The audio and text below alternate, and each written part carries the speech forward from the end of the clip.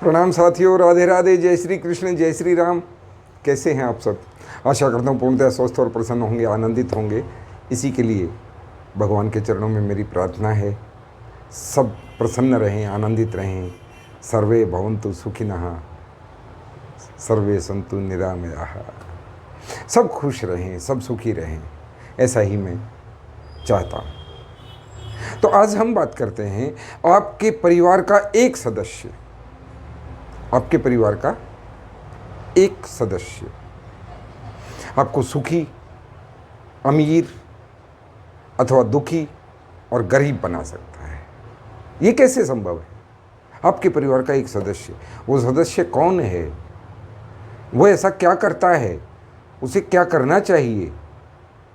देखिए भैया, हर परिवार का एक उद्देश्य होता है कि हम सब सुखी रहें, स्वस्थ रहें, प्रसन्न रहें, घर में आनंद का माहौल रहे, उन्नति बनी रहे, बच्चे अच्छे से कामयाब हों।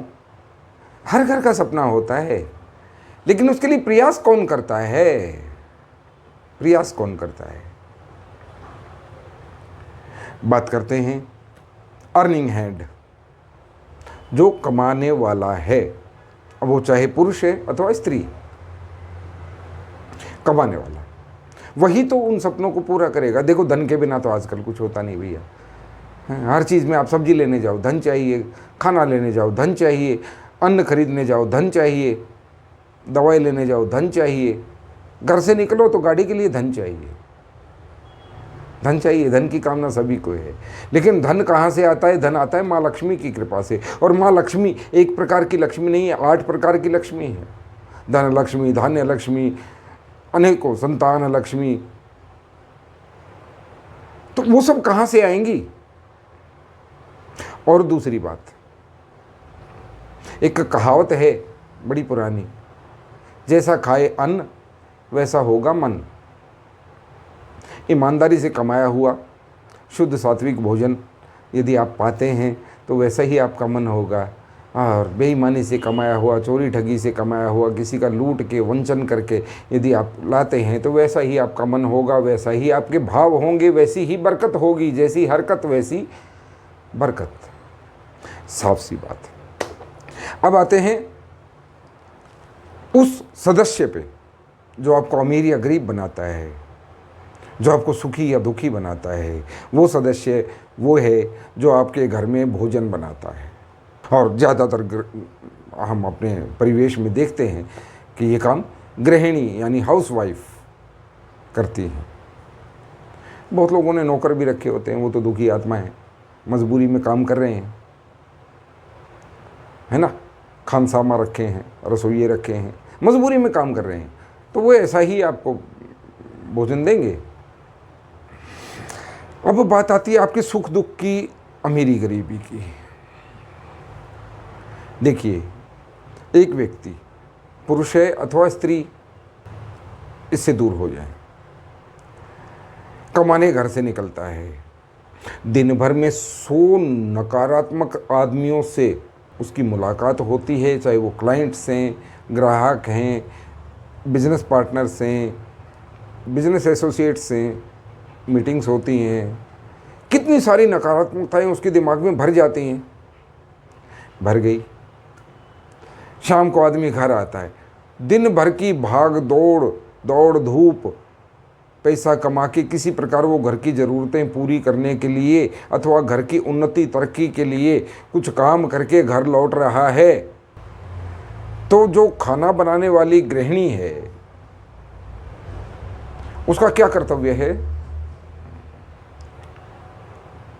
भाई? उसे अच्छे से उसका वेलकम करे, स्वागत करे, आइए खाना खाइए, उसकी पसंद का नापसंद का कुछ ख्याल रखा जाए, उसे थोड़ा सुख पहुंचाया जाए, ताकि वो दिन भर की परेशानियों से निजात पाके बेचारा 6-8 घंटे चैन की नींद सो सके। आगे के लिए और पॉजिटिव और सकारात्मक वो सोच अपने दिमाग में ला सके।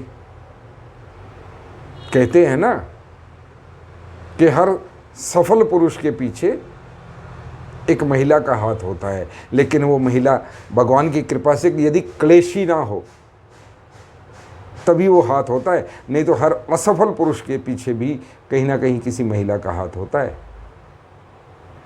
गांठ बांध ले, कुछ मेरी बहनों को बुरा लग सकता है, सच है।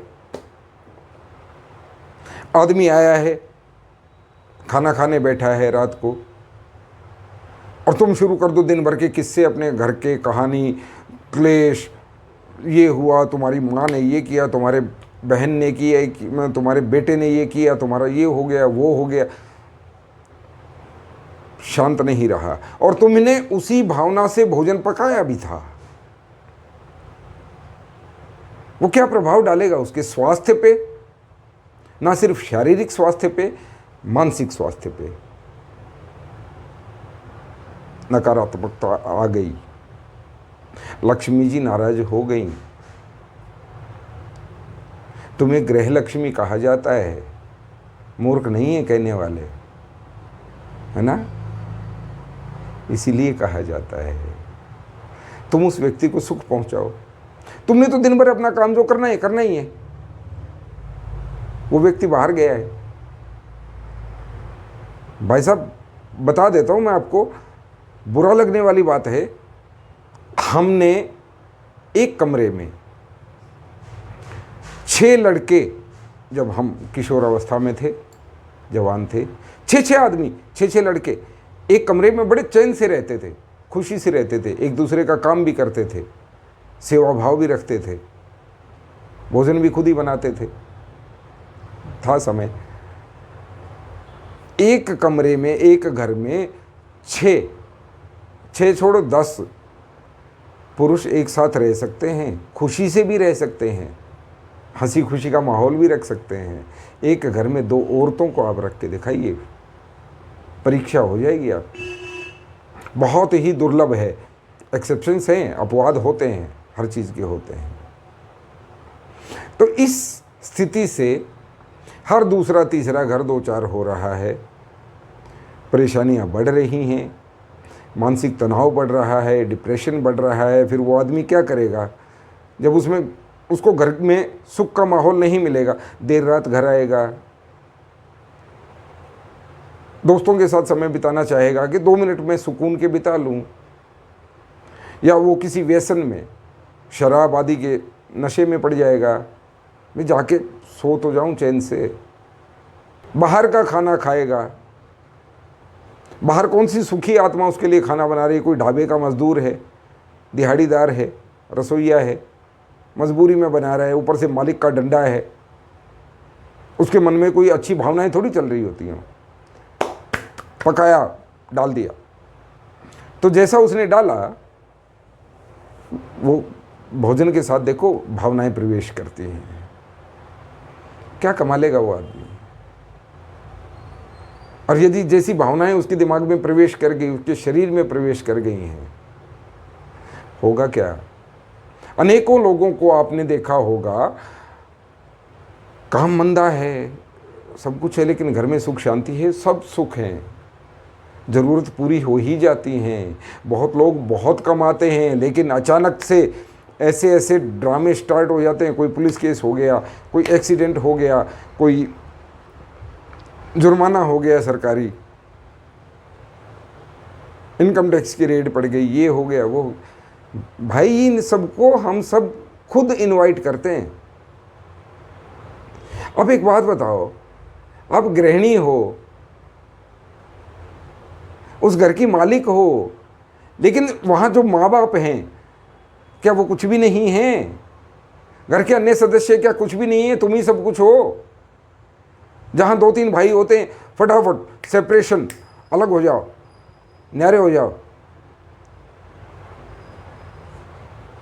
और जहाँ ऐसा संभव नहीं है, वहाँ जिंदगी नरक है। किसने बनाई? आपने, अपने स्वयं बनाई। समझ जाओ तो इशारा है, ना समझो तो लगे रहो। छोटा सा जीवन मिला है, 25, 30, 50 साल का, बड़ी मुश्किल से, आजकल 50 कहाँ, एक वैवाहिक जीवन होता है, उसको तुमने अपनी इन क्लेश में, तेरी बहन ने ये किया, तेरी माँ ने ये किया, तेरी फलानी ने किया, धकड़ी ने ये किया, और खो दिया। उसके बाद क्या करोगे? चुपके से निकल ही लोगे ना। रोग, शोक, परेशानियां, बीमारियां, दरिद्रता तुम खुद बुलाती हो और खुद ही इनका समाधान भी कर सकती हो। परिवार तुम्हारा है, आने वाली पीढ़ियां तुम्हें याद करेंगी। क्यों ना वैसा माहौल बनाया जाए। समझदार को इशारा होता है, ज़्यादा कहूँगा तो कहीं कोई मैं ही ट्रोल हो जाऊँगा अपने ही घर में। इसलिए ध्यान दें, राधे राधे बोलते रहें। नाम नाम ही पार उतारेगा। हरे कृष्ण हरे राम राम राम राधे राधे।